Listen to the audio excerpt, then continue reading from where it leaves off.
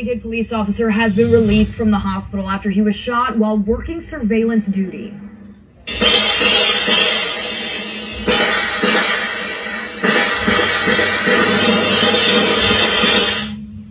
New video today from that shooting. The sound of gunfire caught on camera in Miami Gardens on Monday. Also new today, our first look at the suspects arrested in connection with that police shooting. These two men now facing several charges. Local 10 News reporter Annalise Garcia joins us now live from the scene in Miami Gardens. She has the latest on that wounded officer and arrest in this case. Annalise.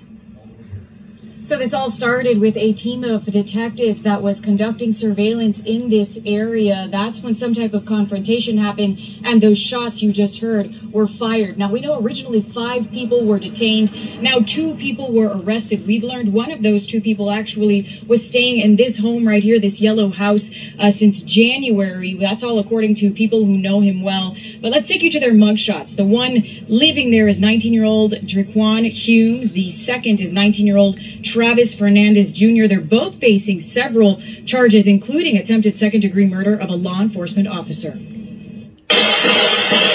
Surveillance video capturing the moments shots rang out in a Miami Gardens neighborhood Monday morning.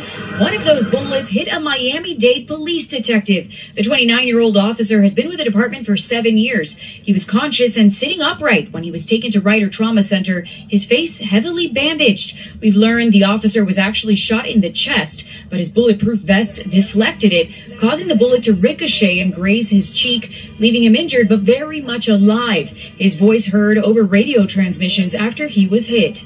Just got hit.